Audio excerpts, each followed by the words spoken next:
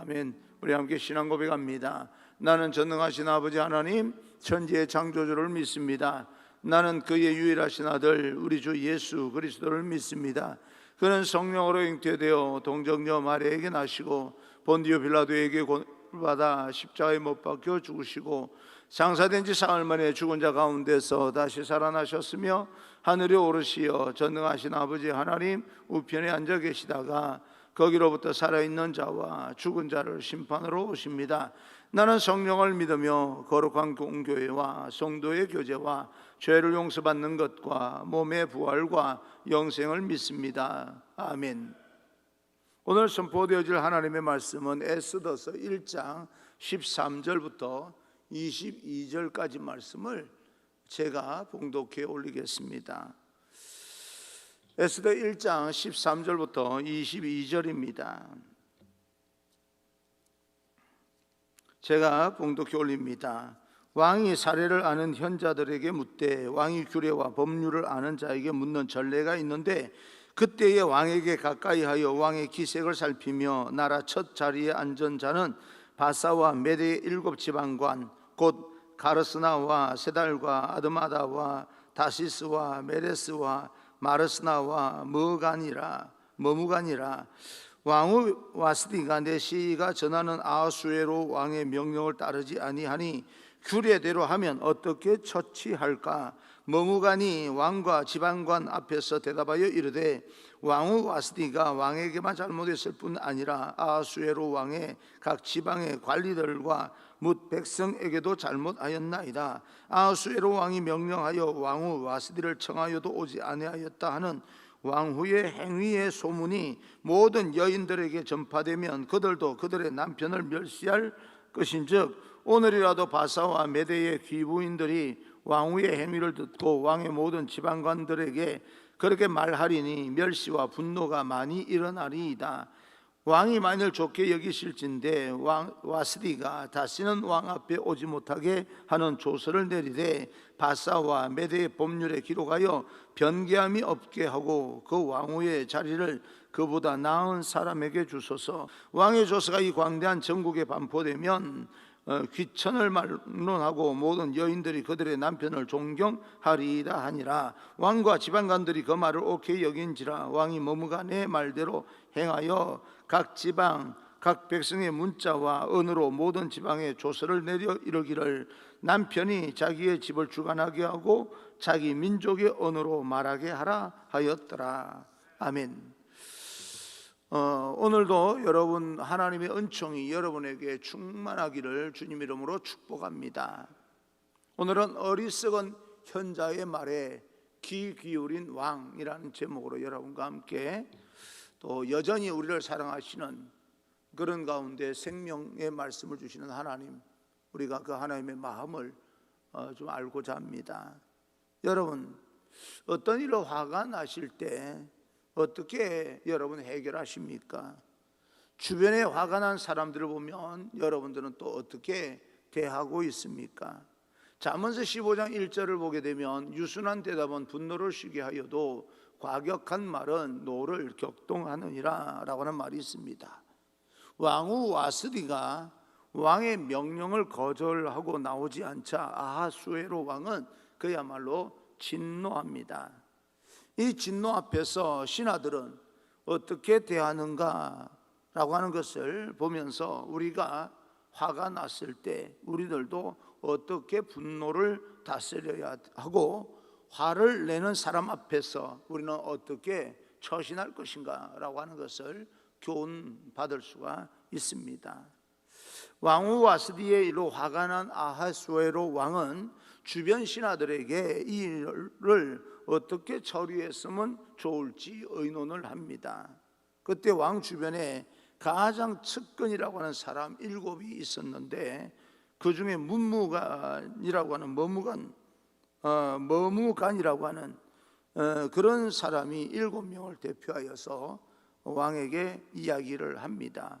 16절입니다. 16절 머무간이 왕과 지방관 앞에서 대답하여 이르되 왕후 와스디가 왕에게만 잘못했을 뿐 아니라 아하수에로 왕의 각 지방의 관리들과 뭇 백성에게도 잘못하였나이다.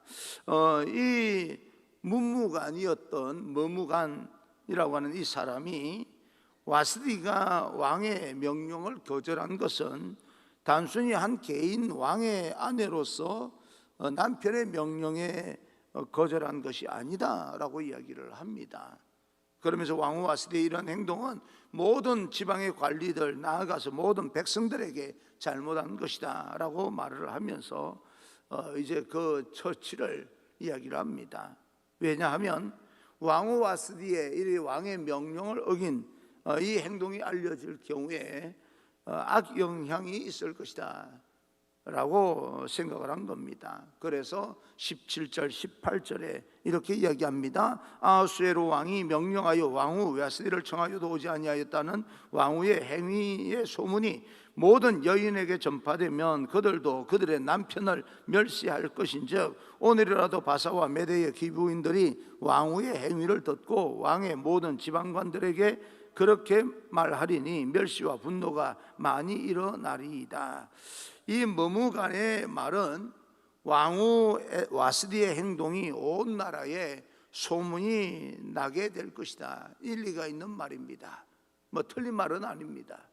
팩트라고 하는 사실에 근거해서 말한 것이기 때문에 틀린 말은 아닙니다. 이 나라 국모가 잘못 판단하여서 행동했기 때문에 틀렸다, 그 말이 틀렸다라고 하는 그런 것은 아닙니다. 그러나 가만히 들여다보게 되면 이 머무간의 말은 과장되고 한 사람의 잘못을 과대 해석하는 그런 경향이 있습니다. 그리고 이미 14절에 보게 되면 왕의 기색을 살피며 라고 하는 말이 나옵니다.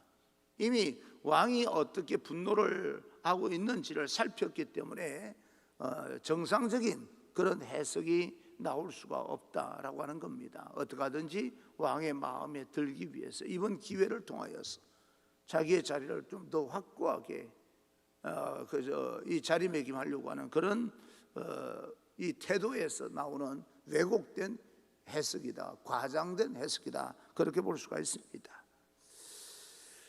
먼저 이 머무간은 와스디의 행동은 남편을 무시하는 행동이다. 남편을 무시한 겁니다. 왕후 와스디가 비록 왕의 명령을 어기기는 했지만 술에 취한 많은 사람들 앞에서 눈요깃감으로 나가는 것이 불쾌해서 그랬던 것이지 왕의 명령을 100% 무시했다, 그렇게 보기에는 과장된 부분이 있습니다. 그리고 술이 거나하게 취한 그런 상태에서 일어난 일들이 맨정신이 돌아왔을 때 그 상황 속에서 해석한다는 것도 좀 우리가 생각해 볼 문제다라고 볼 수가 있습니다. 정상적인 그런 어떤 상황 속에서 이런 일이 일어난 게 아니라는 이야기죠. 그럼에도 이 머무간은 왕후 이 와스디의 행동을 과대 해석하고 그녀의 행동이 모든 백성에게 확대될 것이라고 추측하고 있습니다. 추측건데 이 머무간은 이렇게 과대 해석하는 이유가 있었을 겁니다. 왜 그랬을까요? 그 이유는 첫째, 지금 진노하는 왕의 마음을 잘 다스려서 그 왕의 마음에 들어서 왕의 총애를 받고자 하는 그런 생각이 있었을 것입니다. 화가 날 때 내 편을 들어주고 내 마음을 속시원하게 해주는 사람이 가까이 있으면 괜히 그 사람이 이뻐 보이지 않습니까? 그런데 여러분, 술이 취해서 했던 행동들이 술이 꿰자마자 화가 난 그런 상태에서, 흥분한 상태에서 귀에 달콤한 마음을 시원하게 해주는 사람을 사실은 뭐 해야 됩니까? 경계해야 됩니다. 그런 사람들의 말을 우리는 아무리 그 말이 사실이라 할지라도 우리는 고지 들으면 안 됩니다.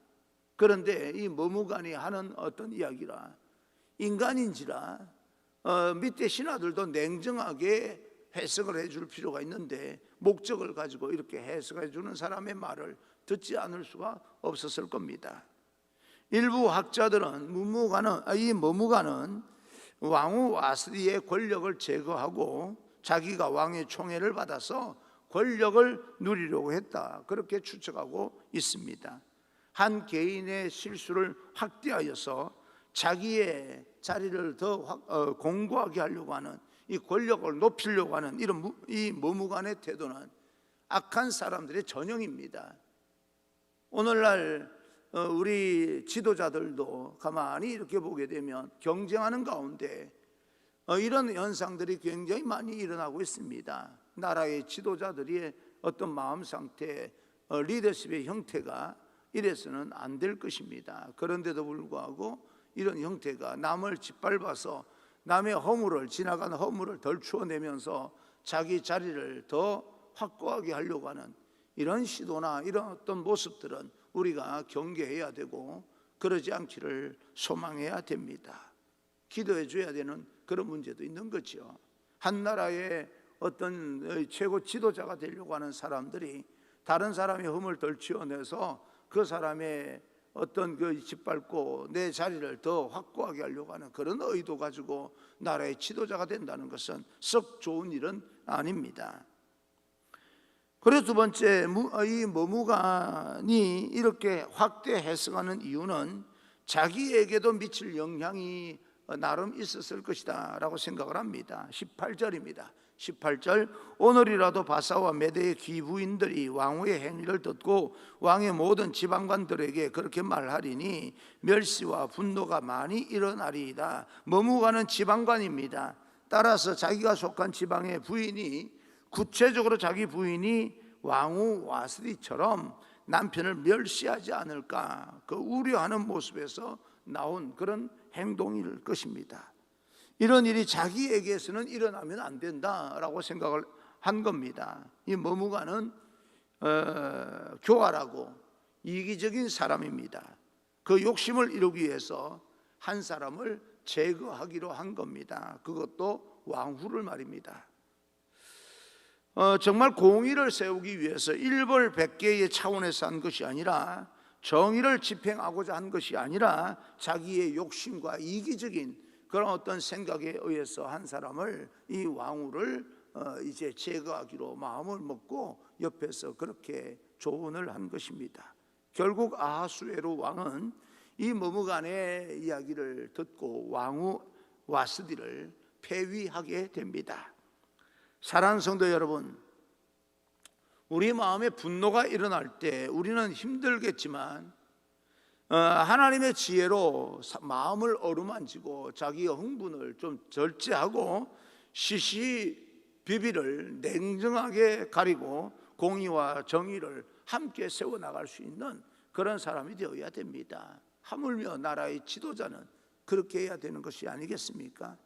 이와 같이 하늘의 지혜가 시시비비를 좀 더 냉정한 마음으로 가릴 수 있는 그런 어떤 태도를 하나님 앞에 우리는 기도하며 살아야 됩니다. 그렇지 않으면 우리가 당한 그런 어떤 묘한 자존심이 상한 그런 어떤 상황 속에서, 흥분한 상황 속에서 그 사실을 제대로 볼 수 있는 그런 마음을 가지지 않는다면 상당히 왜곡된 판단을 하게 될 것이 분명합니다. 화가 잔뜩 난 아하수에로 왕을 진정시키기 위해서 이 머무가는 한 가지 제안을 하게 되는데, 왕후 와스디를 폐위하자. 왕을 멸시하였기 때문에 이것이 온 나라에 퍼지게 되면 많은 가정에서 남자가 멸시를 당하게 될 것이고 분노를 일으키게 될 것이다 라고 조언을 합니다. 그리고 왕은 이 사건에 대해서 조서를 내립니다. 19절입니다. 19절, 왕이 만일 좋게 여기실진데 와스디가 다시는 왕 앞에 오지 못하게 하는 조서를 내리되 바사와 메대의 법률에 기록하여 변개함이 없게 하고 그 왕후의 자리를 그보다 나은 사람에게 주소서. 지금 이 머무간의 이야기는 아내가 남편의 말을 감히 거절하지 못하도록 법률을 정하자라고 하는 겁니다. 그리고 이 법을 주위 사람들이 그 어느 누구도 바꾸지 못하도록 변개함이 없도록 법을 확정하자, 절대 변함이 없도록 하자라고 제안을 합니다. 사랑하는 성도 여러분, 과연 부부 간의 관계를 법으로 정해서 존경을 받는다? 그럴 수 있겠습니까? 가족 간의 관계를 법으로 정하는 것이 최선의 방법은 아닙니다. 물론 때로는 최악의 경우를 피하기 위해서 법이 필요하기는 합니다. 아무리 사랑하는 자녀라도 자녀를 함부로 대하면 안 됩니다. 그래서 아동 학대 방지법을 만들어서 아동을 보호하자라고 하는 법을 만들 수는 있습니다. 그러나 그런 어떤 법이 가족 간의 관계를 유지하게 만드는 그런 것은 최선의 방법은 아닙니다.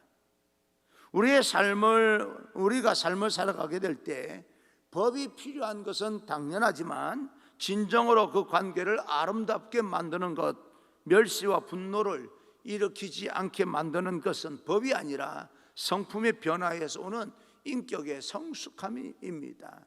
법은 그 보조 역할을 하는 것이지 법이 그 모든 관계를 성숙하게 만드는 것은 아닙니다. 그래서 에베소서 5장 22절을 보게 되면 아내들이여 자기 남편에게 복종하기를 주께 하듯 하라. 딱딱한 법률로 규정하는 것이 아닙니다.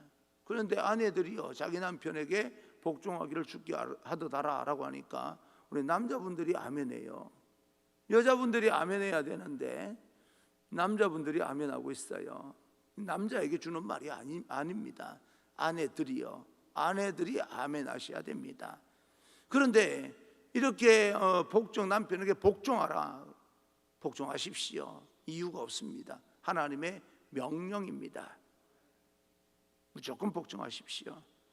그러면 남편에게도 아내를 사랑할 때 어떻게 사랑해야 되는지 성경은 명시하고 있습니다. 25절입니다. 에베소 5장 25절 남편들아 아내 사랑하기를 그리스도께서 교회를 사랑하시고 그 교회를 위하여 자신을 주심같이 하라. 다시 말하면 여기에서 이 남편이 아내를 사랑하고 아내가 남편에게 복종하는 것이 기준이 어디입니까? 주께 하듯 하라. 예수 그리스도가 기준입니다. 내 남편이 기준이 아니고 내 아내가 기준이 아니고요, 바로 예수 그리스도가 기준입니다. 내가 남편에게 복종할 때 남편에게 복종하는 것이 예수 그리스도께 복종하는 것 같이 해야 되고, 내가 아내를 사랑할 때 사랑하는 것이 예수 그리스도가 교회를 사랑한 것 같이 하라. 예수 그리스도가 기준입니다. 예수 그리스도 안에 나타난 하나님의 사랑과 하나님의 은혜와 바로 이것을 경험하지 않은 채 형식적인 법률로 규정하는 것은 우리의 삶을 메마르게 할 뿐입니다. 그러면 주고받는 give and take, 내가 주고받는 그런 어떤 이 관계로 유지될 뿐입니다. 그 사람이 나에게 해준 게 있어야 내가 사랑하고, 내가 그 사람이 나에게 해준 게 있어야 내가 복종하지 라고 하는 관계로 되는데, 하나님의 아낌없는 절대적인 그런 사랑과 은혜를 경험하게 되면 해준 게 있거나 없거나 예수 그리스도께서 우리를 위해서 십자가에 못 박혀 돌아가신 것처럼 복종할 사람은 복종하고 사랑할 사람은 사랑하고 조건이 없습니다. 바로 예수 그리스도가 우리 삶의 기준이다. 사랑하는 성도 여러분, 여러분이 대하는 가족 관계와 인간 관계 어떤 태도입니까? 하나님의 은혜와 사랑 가운데 그 모든 관계가 아름답고 섬기는 관계가 될 수 있기를 주님 이름으로 축복합니다. 또한 우리는 오늘 말씀 가운데 아하수에로 왕이 얼마나 경솔한지 우리는 다시 한번 살펴볼 수가 있는데, 우리가 계속해서 살펴본 바로 이 머무가는 아내들이 남편을 경멸하지 못하게 하기 위해서 조서를 내리기로 하고, 그 조서 내용이 변개하지 못하도록 왕이 확정 지어줄 것을 요청합니다. 그런데 결국은요, 뒤에 우리가 살펴보겠지만 아하수에로 왕은 폐위시킨 와스디를 그리워합니다. 무슨 이야기예요? 후회하고 있다, 그 말입니다. 인간은 이렇게 연약하여서 내가 흥분하고 분노 중에 행한 모든 것이 그 당시에는 옳은 것처럼 여겨져서 그렇게 이제 결정을 하지만 결국은 후회하는 존재다. 술자리에서 이루어진 이 모든 일련의 사건은 얼마나 경솔한 사람인지를 보여주고 있습니다. 결국은 후회하는 거죠.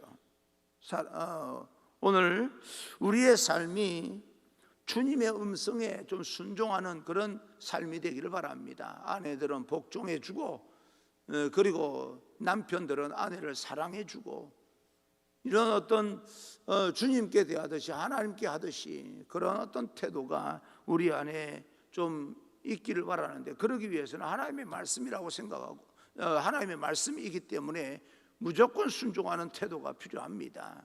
손해볼 것이 없어요. 자존심 상할 것이 없습니다.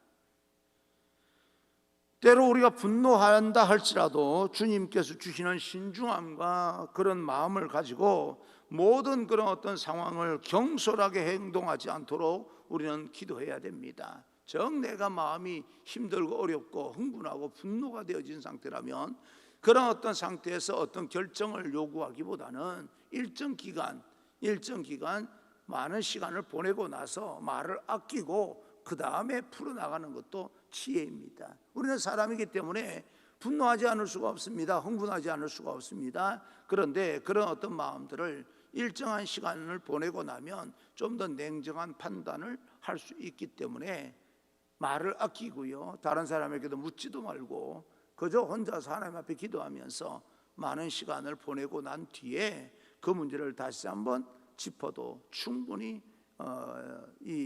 해결할 수가 있다. 그때 가서 폐위시키면 뭐 또 누가 냉정한 판단으로 했다 그러면 또 누가 뭐라고 하겠습니까? 근데 본인이 후회하지 않습니까? 우리가 모든 것을 경솔히 행동하지 않도록 하나님 앞에 하늘의 지혜를 구해야 됩니다. 그래야 후회 없는 인생을 살게 됩니다. 주님께서 주시는 이 은혜를 사모하고 하나님의 말씀이 내게 오늘 이 현실 가운데 좀 적용이 될 때 무리가 있는 것처럼 보여도 순종하십시오.